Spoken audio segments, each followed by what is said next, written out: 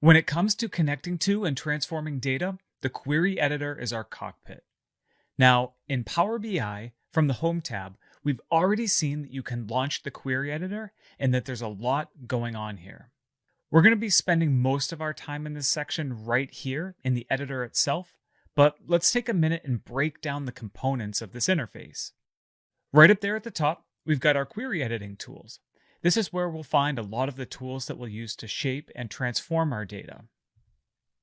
Right beneath that, you'll see this formula bar, and it's got some unfamiliar code in there. This is called M code, and I didn't actually write it.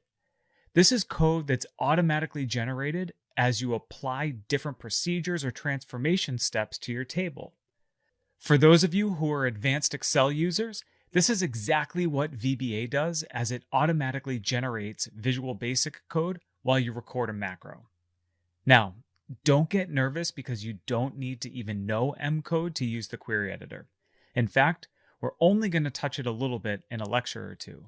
But just know that you can write custom M code from scratch, or you can edit the M code that's automatically been generated for you, but you don't need it in order to use all of the tools that we're going to cover in this section. All right, so on the left side of the query editor, we've got our queries pane that lists out all of our queries. Here you can see that I've got 9 individual connections or data queries in place, and you can click through each query to see previews of your data. You can edit the properties, change the applied steps. Basically, any modifications that you want to make to an existing query, you can do so here. As you select the individual queries, you'll see this data preview in the middle of the screen update. This is where we can spot check and QA our data and do things like change column types and update headers. On the right side, we've got our properties pane, and the most important thing to call out here is the table name. Now, it's really important to be strategic and clear with your table names right off the bat. One thing to keep in mind is that your table name should be human readable, like territory space lookup.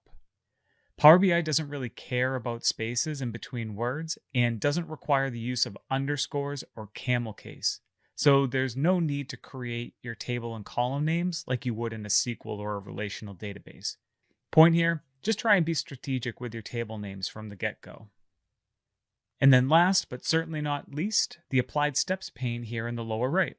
This is really powerful because what's happening here is that every time you make a change to your data, every time you apply some sort of shaping or transformation operator, Power BI will record an applied step using M code and add it to the list here.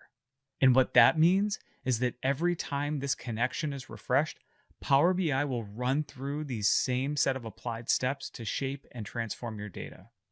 And this is a fantastic way to automate data cleansing and ETL processes instead of having to manually run the same process over and over and over again each time you connect to the data.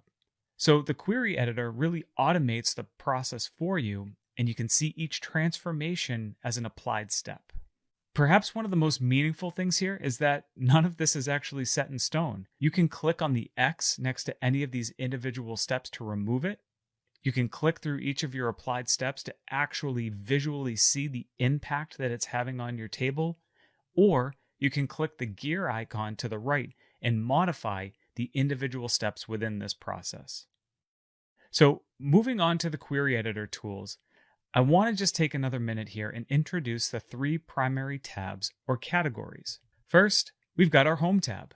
This includes some general settings, data source settings, parameters, table properties, etc., as well as some of the most common table transformations. The next tab, the Transform tab, includes additional tools that allows you to modify your existing columns. You can split or group columns, you can transpose your table, extract text, and much more. And then finally, the Add Column tools actually create brand new columns within your table, and you can define those new columns based on things like conditional rules, text operations, calculations, data operators, etc. All right, so up next, we're going to actually get our hands dirty with some basic table transformations.